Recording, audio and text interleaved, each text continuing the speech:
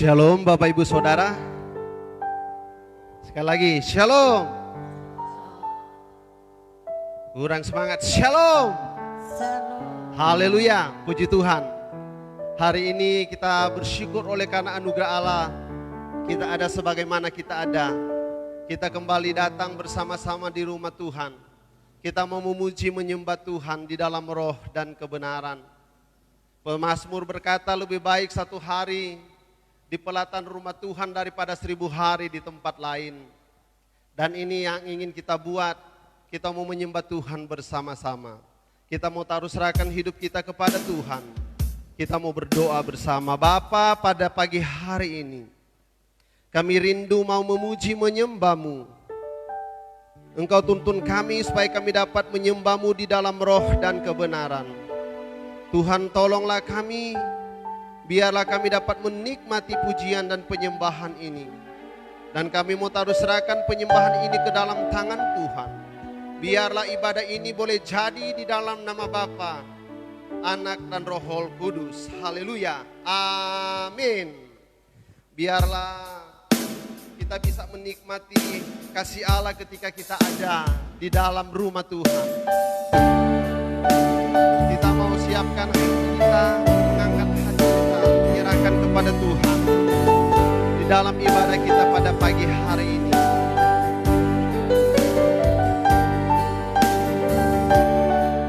Siapkan hatimu.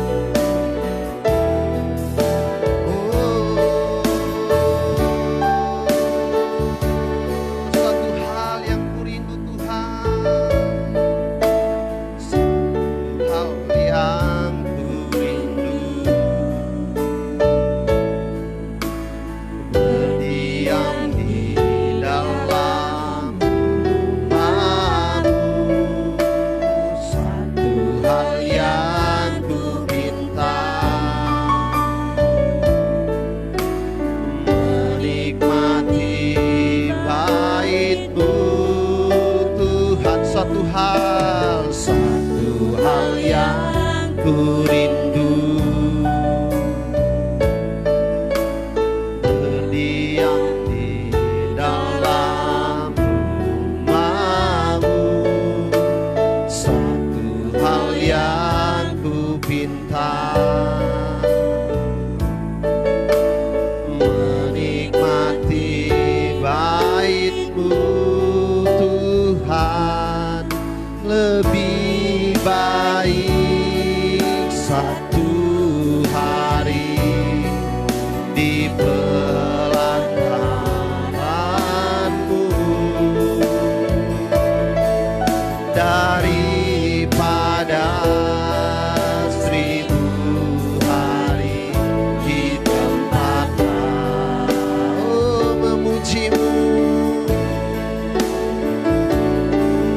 memuji-Mu, menyembah-Mu. Kau Allah yang hidup dan menikmati semua kekurang-Mu. Mari kita nyanyikan ini bersama-sama. Satu hal yang kurindu, satu hal yang kurindu, berdiam di dalam rumah-Mu. Ini yang kupinta, satu hal yang kupinta, menikmati bait-Mu Tuhan. Oh, lebih baik, lebih baik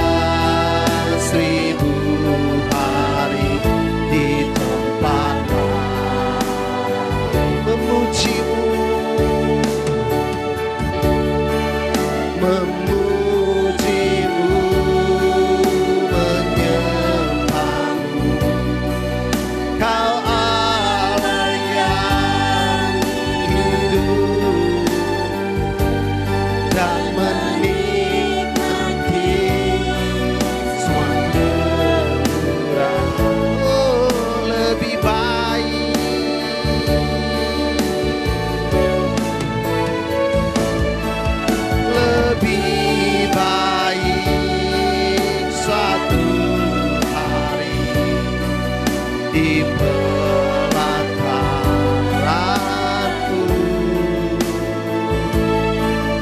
Daripada 1000 hari di tempat ingin memuji dan menyembah-Mu, memuji-Mu, menyembah-Mu. Kau Allah yang hidup dan menikmati semua kemurahan-Mu. Mari kita berdiri bersama-sama, nyanyikan pujian ini dengan iman seperti pemazmur yang rindu untuk berdiam di pelataran rumah Tuhan satu hari daripada 1000 hari di tempat lain. Rindukan hal ini saudara, dan biarlah saudara boleh mengalami kuasa kasih Allah ketika merindukan pelataran-pelataran rumah Allah, ingin bertemu dengan Allah di dalam persekutuan. Dengan imanmu kau katakan, satu hal yang kurindu Tuhan, aku rindu bertemu dengan Engkau saat pagi hari ini di dalam rumah-Mu ya Tuhan. Haleluya. Satu hal yang kurindu, berdiam di dalam rumah-Mu. Satu hal yang ku pinta, menikmati bait-Mu. Oh, lebih baik, lebih baik satu hari di amin. Oh, daripada 1000 hari Tuhan, daripada 1000 hari oh, ingin memuji dan menyembah-Mu Tuhan, memuji-Mu, menyembah-Mu. Kau Allah yang hidup dan menikmati semua kemurahan. Oh, lebih baik Tuhan, lebih baik satu hari di pelataran-Mu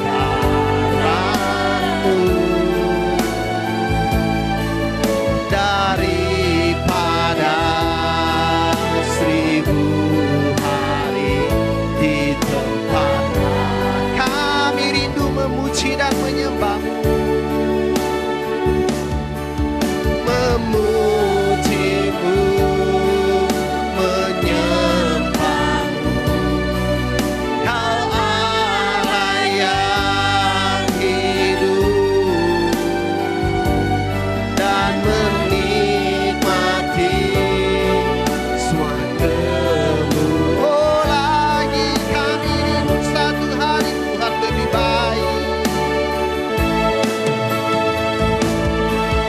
lebih baik. Ini yang kami rindukan Tuhan. Haleluya. Kami rindu berada di dalam pelataran-Mu ya Tuhan daripada 1000 hari di tempat lain. Daripada kami rindu memuji dan menyembah-Mu Tuhan. Haleluya, haleluya. Kami rindu memuji-Mu, memuji-Mu, menyembah-Mu.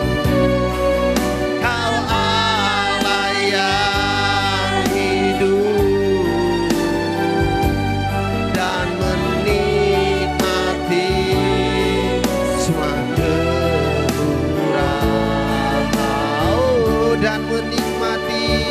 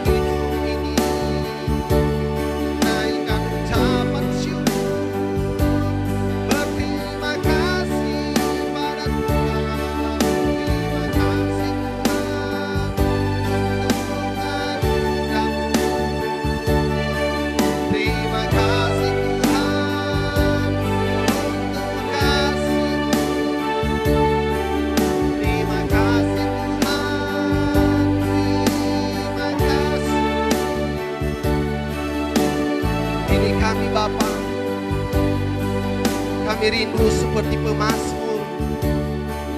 Kami tidak merasa rugi ketika kami datang di pelataran rumah Tuhan. Karena pemazmur berkata lebih baik satu hari dalam pelataran rumah Tuhan daripada 1000 hari di tempat lain, Tuhan. Kami merindukan hal ini ya Bapa.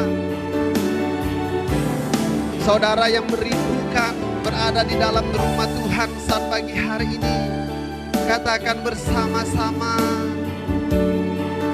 lebih baik satu hari di pelataran-Mu daripada 1000 hari di tempat lain. Kami rindu memuji menyembah-Mu, memuji-Mu, menyembah-Mu. Kau Allah yang hidup dan menikmati semua kemurahan. Oh, dan menikmati semua kemurahan-Mu, dan menikmati semua kemurahan-Mu. Haleluya. Ini kami Bapa, kami rindu menikmati kemurahan-Mu ya Tuhan. Kami ingin menyembah Allah yang hidup, dan kami percaya ya Tuhan, satu hari ini berharga bagi kami ketika kami memberi hidup kami untuk datang menyembah Tuhan bersama-sama. Kami mengangkat hati kami kepada Tuhan, menyerahkan penyembahan ini ya Bapa. Dan biarlah kami dapat menikmati kemurahan Allah. Bukan saja nafas hidup yang Engkau berikan, tetapi sukacita dan damai sejahtera ketika kami datang menyembah Tuhan bersama-sama di rumah-Mu ya Tuhan. Kami mau bersukacita bersama-sama di pagi hari ini, jam ini, saat ini ya Tuhan. Kami percaya Engkau adalah kekasih jiwa kami, dan kami rindu menyembah, memuji, menyukakan hati Tuhan. Di dalam nama Yesus, haleluya, amin. Berapa banyak saudara yang merasakan kemurahan Allah saat pagi hari ini? Boleh lambaikan tanganmu saudara. Puji Tuhan, kita ada pada hari ini hanya karena kasih dan kemurahan Tuhan. Biarlah kita mau jadikan Yesus kekasih jiwa kita di dalam kehidupan kita. Kita mau memuji menyembah Tuhan. Selamat datang ya, ada mamanya Alex, boleh bersama-sama dengan kita. Ada saudara-saudara yang lain, ada Angel. Dan biarlah kita boleh menikmati pujian ini. Ada saudara-saudara yang lain nanti berkenalan bersama-sama. Katakan, jiwaku sungguh ku percaya padamu, karena kasih-Mu pada Kau tebus dosa. Dari terbit matahari, Terbitnya matahari dan sampai terbenamnya, ku angkat lagu pujian tinggi lagi. Yesus kekasih jiwaku, Yesus kekasih jiwaku, sungguh ku percaya padamu, karena kasih-Mu pada Kau tebus dosaku. Dari terbitnya matahari, dari terbitnya matahari dan sampai terbenamnya, ku angkat lagu pujian tinggikan nama. Oh, dengan gendang, dengan gendang, Ku puji dengan kecapi, oh, ku bernyanyi haleluya, Yesus kekasih. Oh, pagi ini lagi, mari kita mau nyanyikan pujian ini. Kita mau berjoget bersama-sama Bapak Ibu, nikmati kemurahan Allah. Saya percaya kita ada pagi hari ini karena kasih dan kemurahan Tuhan. Kita mau nyukakan hati Tuhan dengan pujian kita, dengan mulut kita, dengan tangan kita, dengan hidup kita, dengan tubuh Yesus kekasih jiwaku. Sungguh ku percaya. Apa ya? Goyang-goyang sedikit saja. Yang penting kita bisa menikmati. Oh, dari terbit matahari, Dari terbitnya matahari dan sampai terbenamnya, ku angkat lagu pujian, tinggikan nama dengan gendang. Ya, ku puji dengan kecapi. Ku bernyanyi Haleluya Yesus. oh dengan gendang, dengan gendang. Ku puji dengan kecapi. Oh, ku bernyanyi haleluya. Lagi dengan gendang, dengan gendang. Ku puji dengan kecapi. Nyanyi haleluya Yesus. Haleluya, sayang-sayang. Sayang-sayang disayang. Aku disayang Tuhan. Aku diangkat jadi anaknya. Aku disayang. Oh, sayang-sayang. Sayang-sayang disayang. Aku disayang Tuhan. Aku diangkat jadi anak. Aku disayang. Oh, glory, glory, glory, glory. Haleluya. Glory, glory, glory. Puji Tuhan. Glory, glory, glory. Haleluya. Glory, glory. Oh, glory, glory. Glory, glory, glory. Haleluya. Glory, glory, glory. Oh, glory. Glory, glory, glory. Haleluya. Glory, glory, glory. Puji Tuhan. Haleluya. Puji Tuhan. Silakan duduk Bapak Ibu Saudara. Mari kita membuka Alkitab kita bersama-sama di dalam Matius pasalnya yang kelima.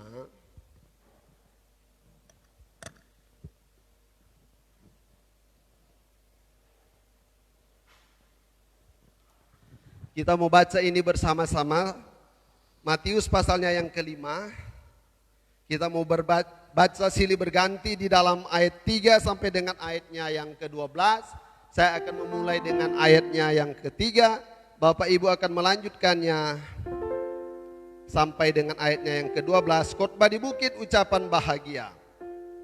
Berbahagialah orang yang miskin di hadapan Allah, karena merekalah yang empunya kerajaan sorga.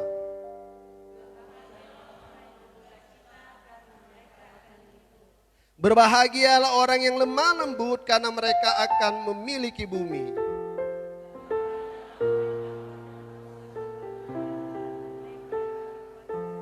Berbahagialah orang yang murah hatinya, karena mereka akan beroleh kemurahan.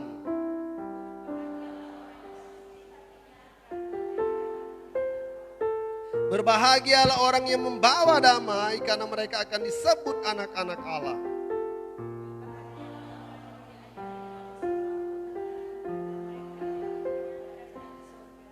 Berbahagialah kamu jika karena aku kamu dicela dan dianiaya, dan kepadamu difitnahkan segala yang jahat.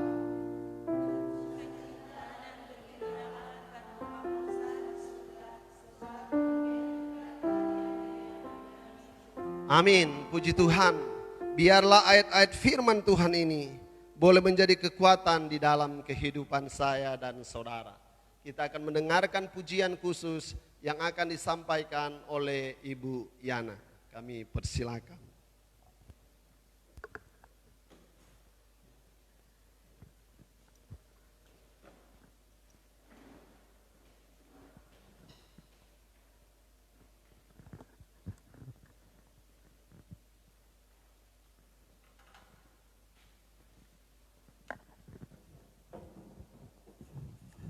Tes. Puji Tuhan, untuk kesempatan ini saya rindu bersaksi melewati puji-pujian. Terima kasih.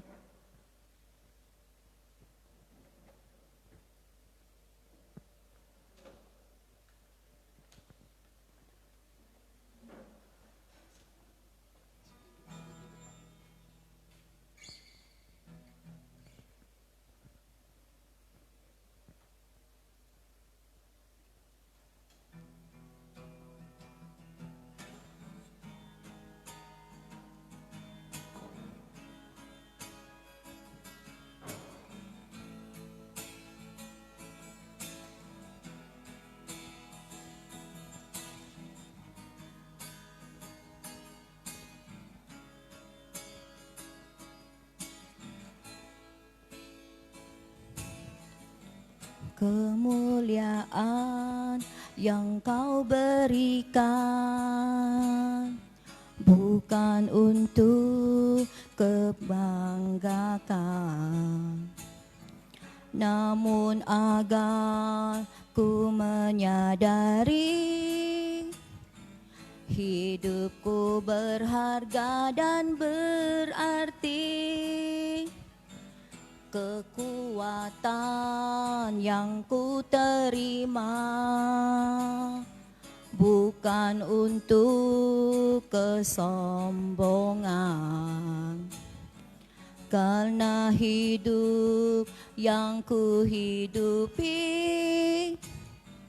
adalah Kristus yang di dalamku. Hidup ini sepenuhnya milikmu, ku berjalan dalam anugerahmu dan digerakkan kemuliaanmu.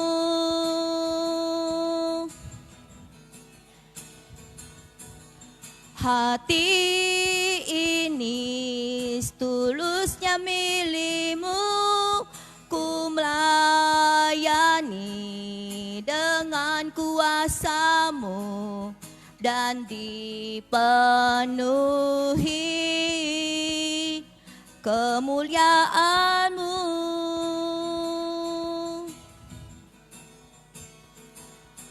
Darimu, olehmu, dan untuk kemuliaan-Mu, hidupku bagimu.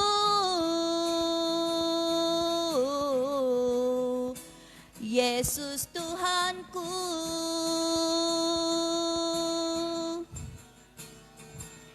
darimu, olehmu, dan untuk kemuliaan-Mu, hidupku bagimu.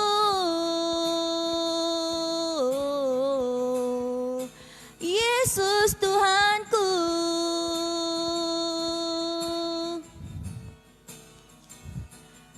hidup ini sepenuhnya milik-Mu, ku berjalan dalam anugerah-Mu dan digerakkan kemuliaan-Mu.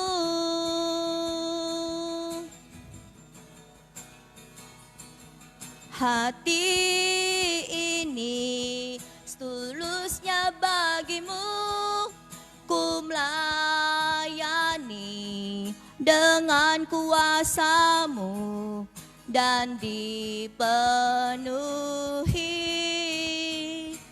belas kasih-Mu.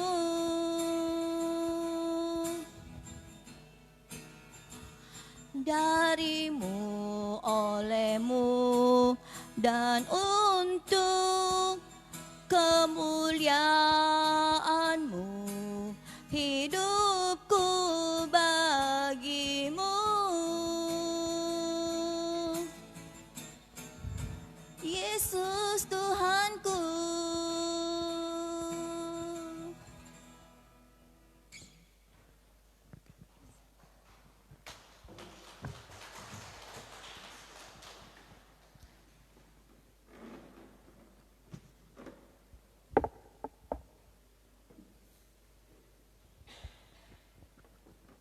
Puji Tuhan, hanya dari Yesus dan untuk Yesus ya, hanya dari Tuhan dan untuk Tuhan.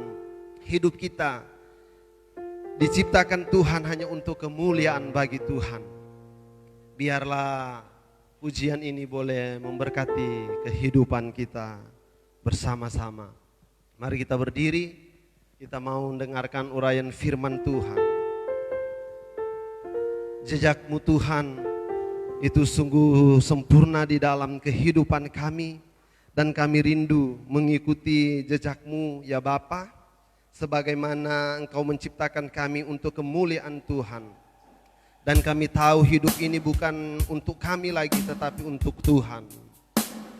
Namun kami terkadang tidak mengerti apa yang kami alami.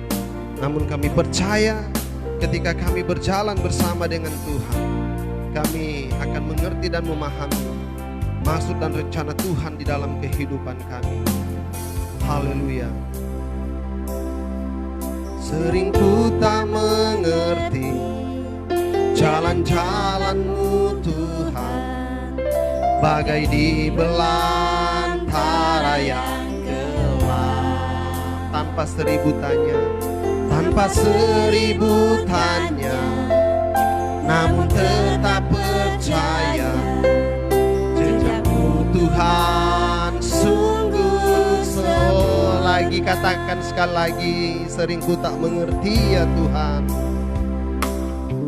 Sering ku tak mengerti jalan-jalan-Mu Tuhan, bagai di belantara yang gelap. Tanpa seribu tanya, namun tetap percaya jejak-Mu Tuhan sungguh sempurna.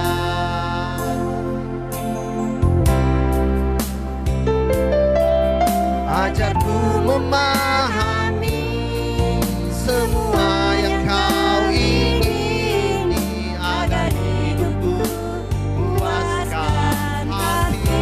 Oh, bagimu aku rela sepenuh hati menghamba, serahkan diri genapi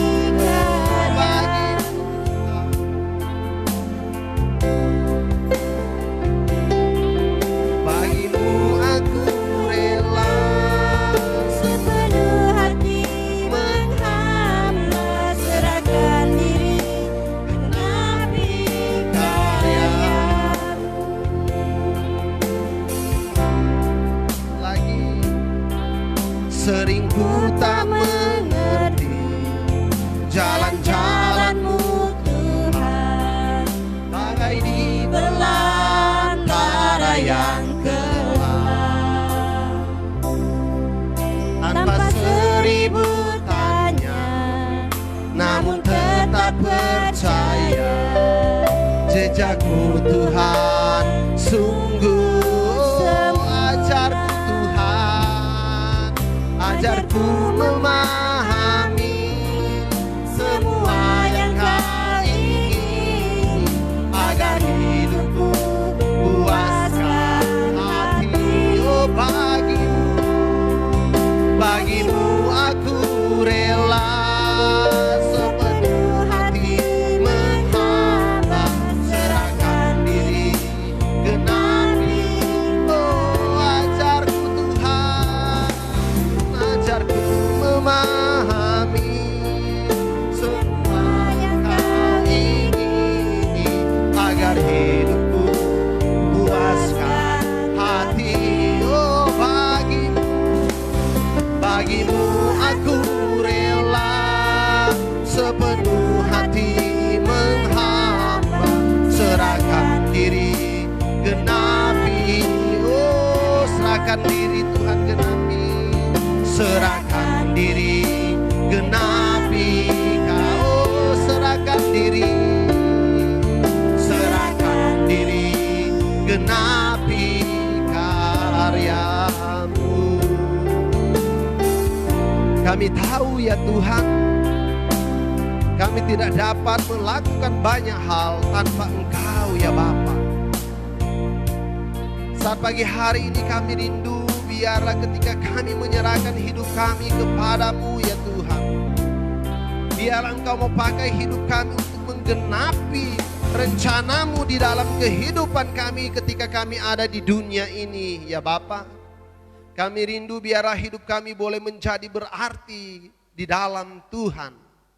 Tiada hal yang indah yang dapat kami berikan kepada Tuhan selain kami mengikuti jejak menggenapi rencana Allah di dalam kehidupan kami. Memuliakan Allah di dalam kehidupan kami.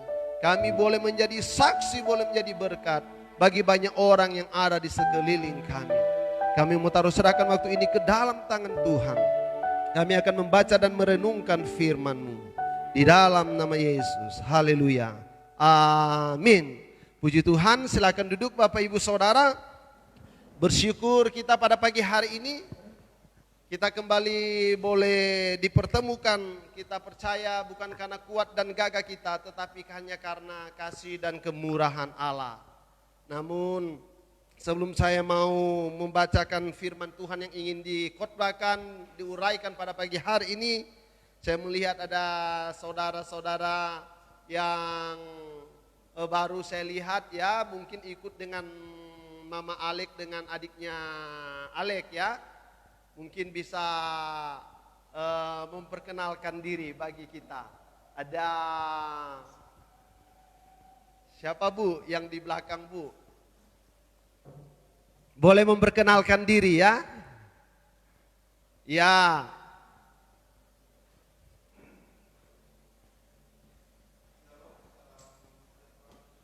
Shalom.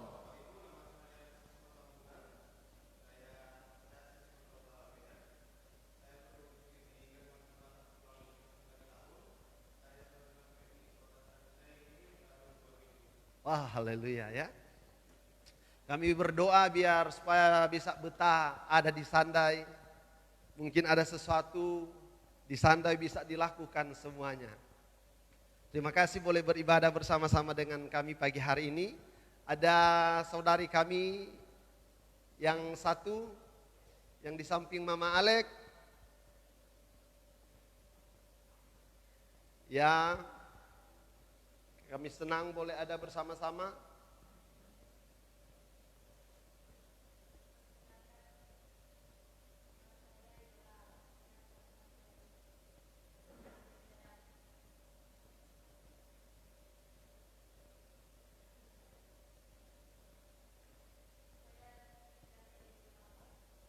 Puji Tuhan ya, Yola dari Diam Dadap.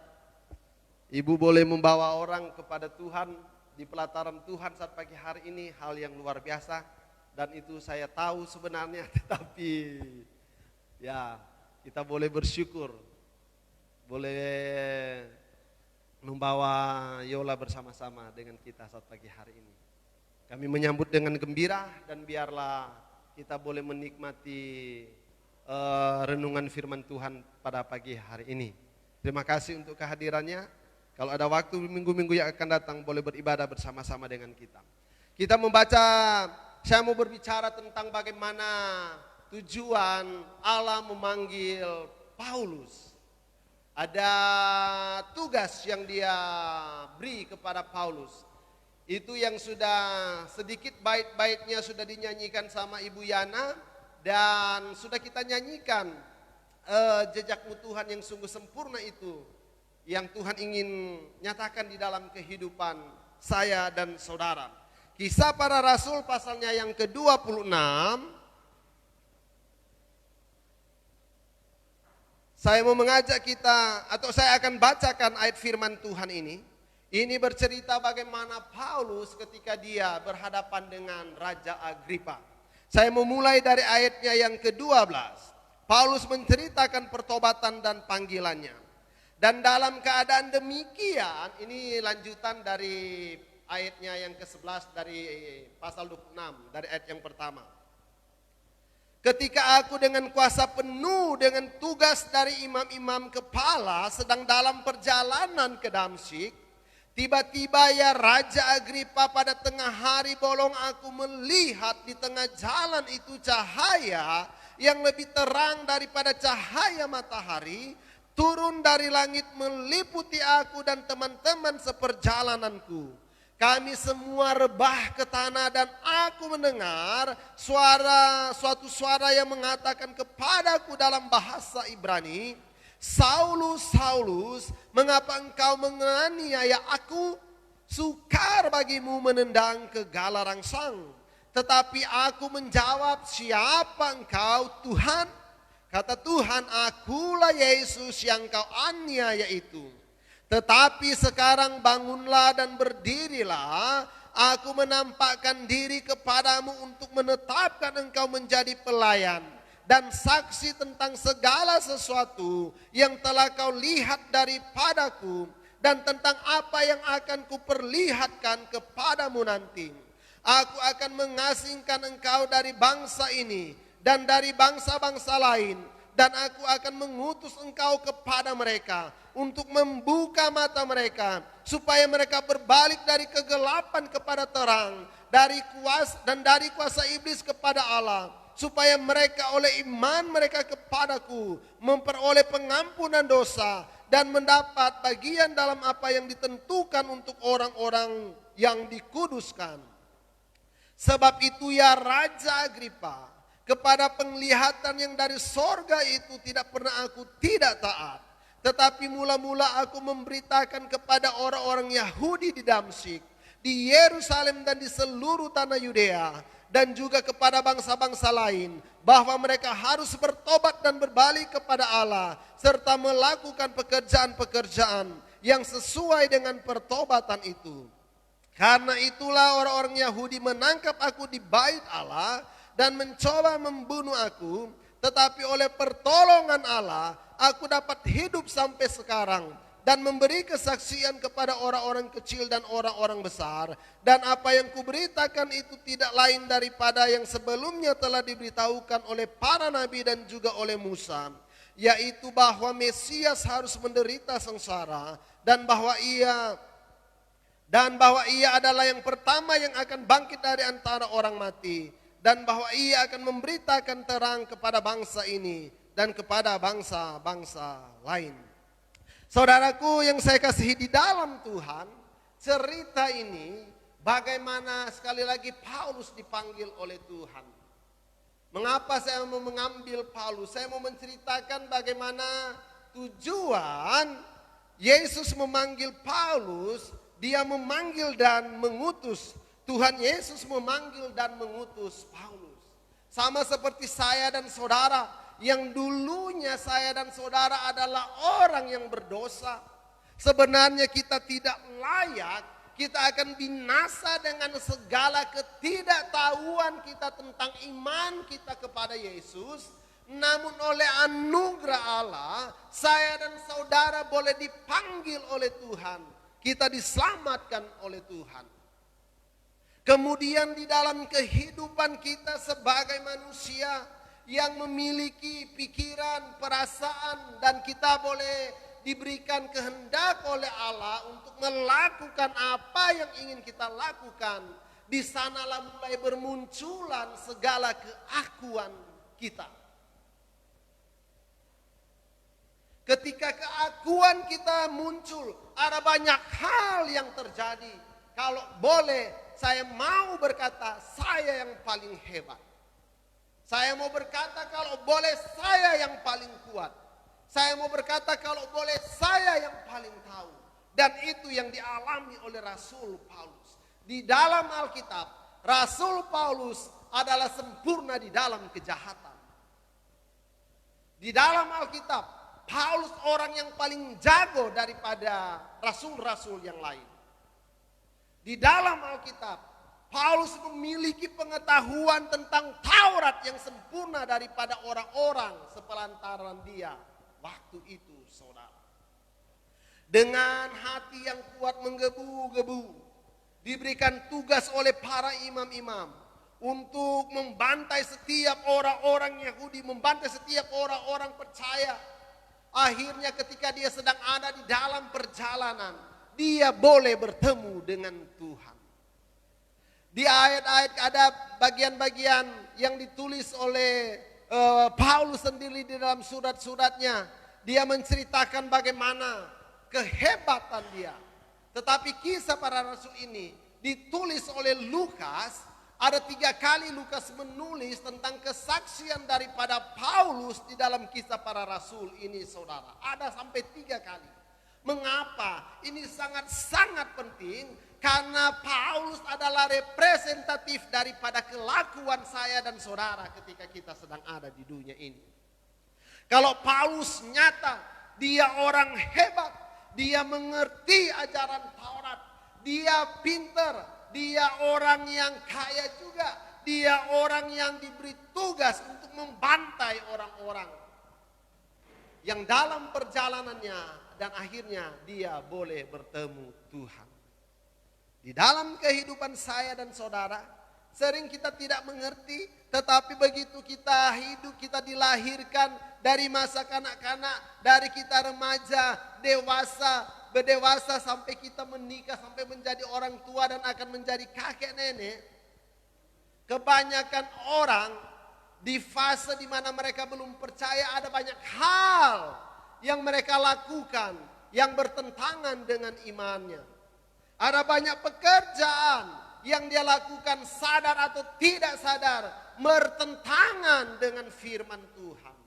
Tetapi ketika dia dipanggil oleh Allah dari dalam gelap kepada terangnya yang ajaib, ada maksud dan rencana Allah di dalam kehidupan saya dan saudara, yaitu purpose. Ada tujuan Allah memanggil saya dan saudara. Ada tujuan Allah menempatkan saya dan saudara di Sandai. Allah memiliki tujuan di dalam kehidupan saya dan saudara. Sebagaimana dia memanggil Paulus, ada tujuan yang ingin dia nyatakan di dalam kehidupan Paulus untuk semua orang.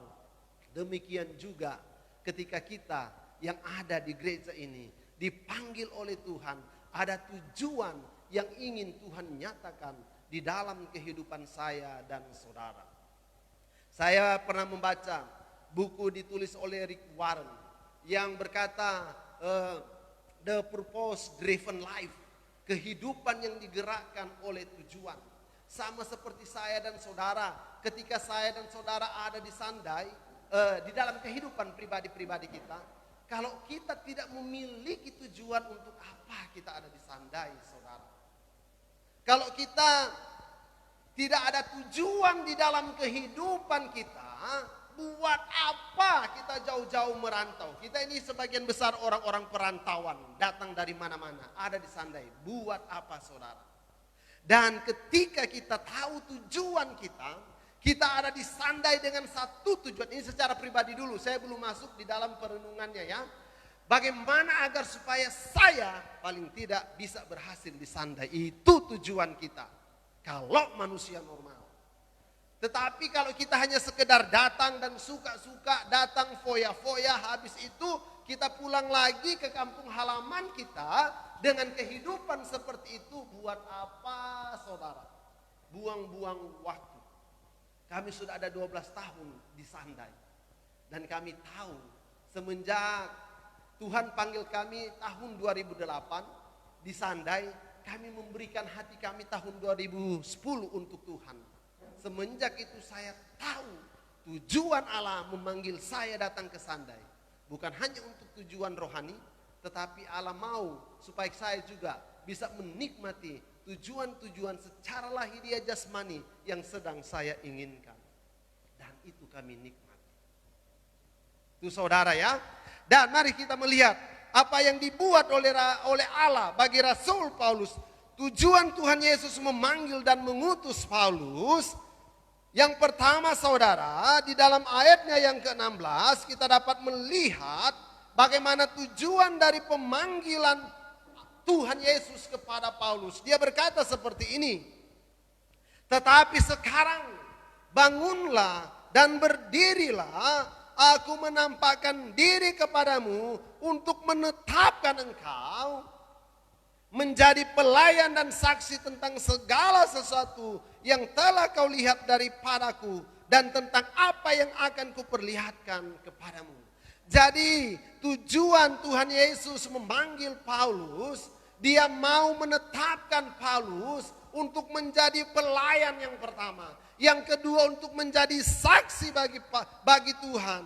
Dan yang ketiga, dia mau menyatakan sesuatu bagi Paulus sendiri, saudara. Paulus dipanggil untuk suatu tugas di mana dia harus melayani, harus menjadi pelayan. Dia harus menjadi servant, dia harus menjadi saksi yang kedua, dan dia harus menyatakan segala sesuatu yang dilihat Paulus di dalam kehidupan Yesus. Paulus dipanggil untuk melayani.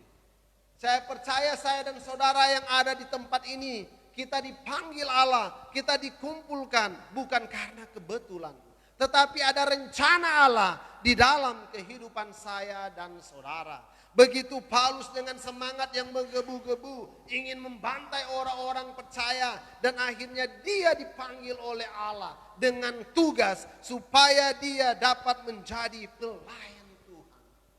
Di dalam kehidupan saya dan saudara, ada pelayan-pelayan yang diperlengkapi, ada pelayan-pelayan secara khusus, tetapi kehidupan saya dan saudara harusnya menjadi pelayan bagi kemuliaan Tuhan. Siapapun kita di dalam kehidupan ini. Dan apalagi kita yang ada di gereja ini, siapa yang mau melayani, kami sedang butuh orang-orang melayani pekerjaan Tuhan. Dan kita tidak melihat dari latar belakang mana. Dan kita hanya mau melayani bersama-sama. Oh cukup saudara, di dalam keakuan saya dan saudara, di dalam kehebatan Rasul Paulus, Tuhan berkata cukup sampai di situ. Saat ini engkau aku mau panggil untuk melayani. Demikian juga di dalam kehidupan saya dan saudara. Saat pagi hari ini Tuhan sedang mengetuk pintu hatimu. Tuhan mau memanggil engkau untuk menjadi pelayannya, saudara. Yang kedua, maksud dan tujuan Tuhan memanggil Paulus. Dia mau agar supaya Paulus itu menjadi saksi bagi Kristus. Menjadi saksi, menceritakan bagaimana Yesus yang dialami oleh Paulus secara pribadi kepada semua orang. Kehidupan kita biarlah boleh menjadi saksi bagi semua orang.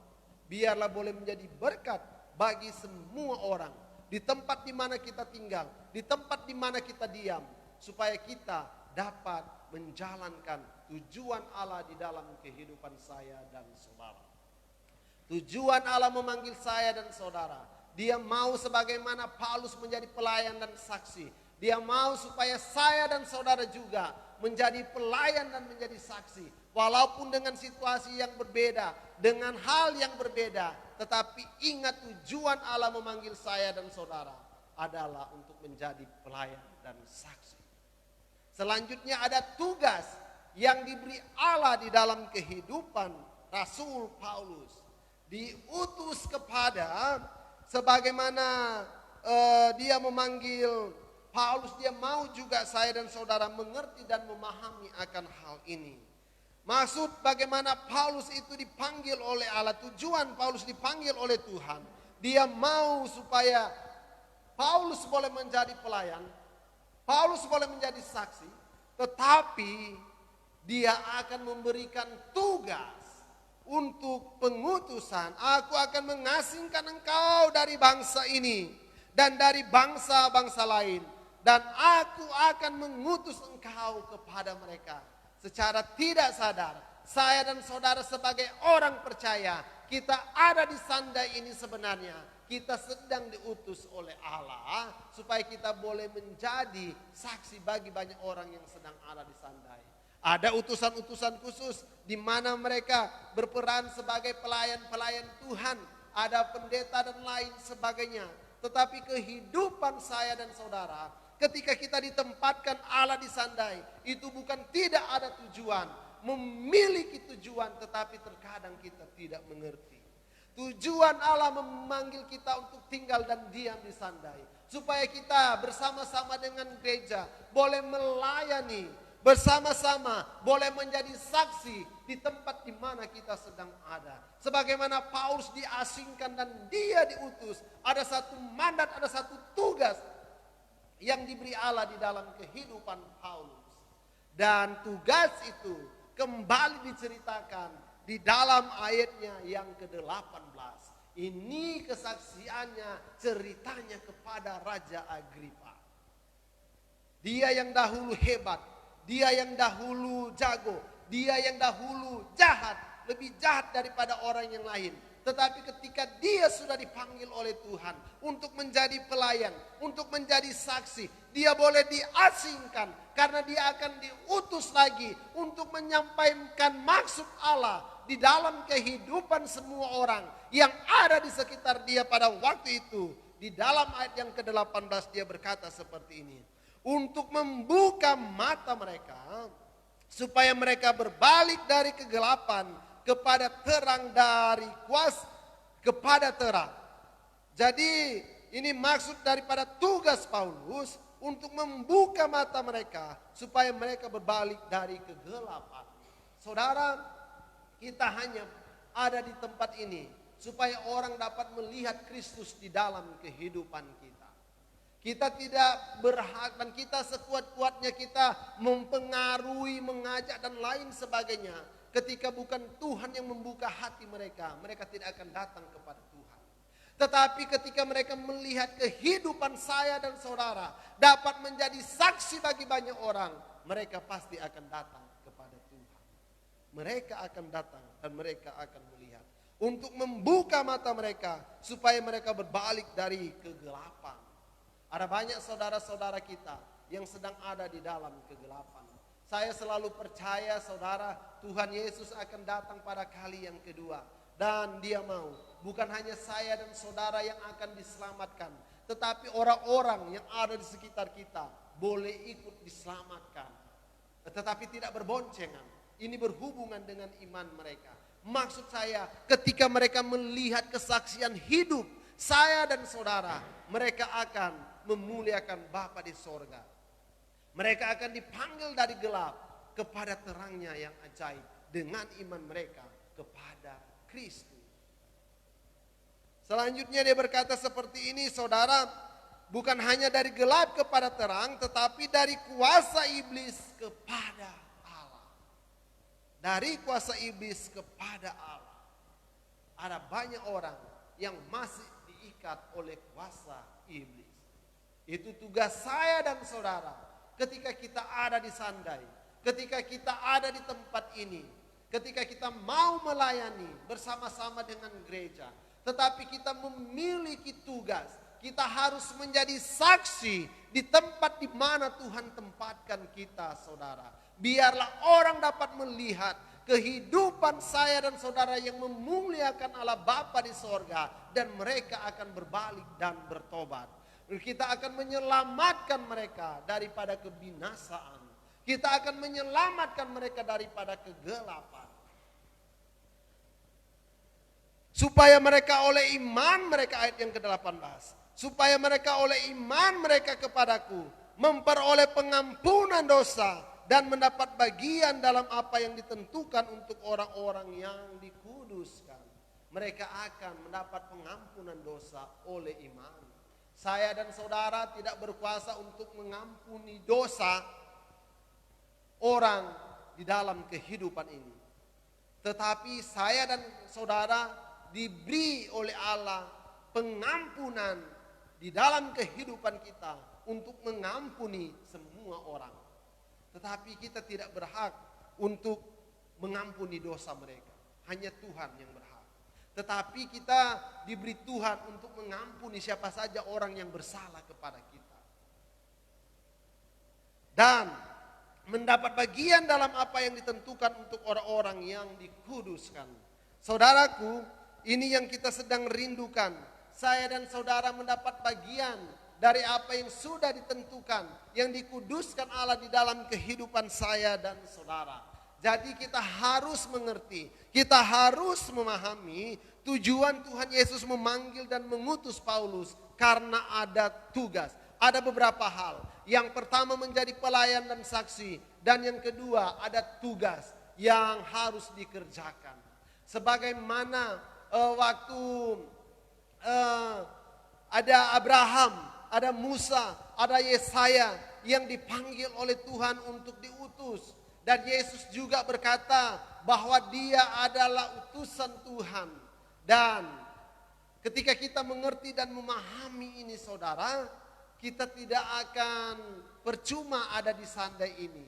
Ada tujuan yang Tuhan tetapkan di dalam kehidupan saya dan saudara.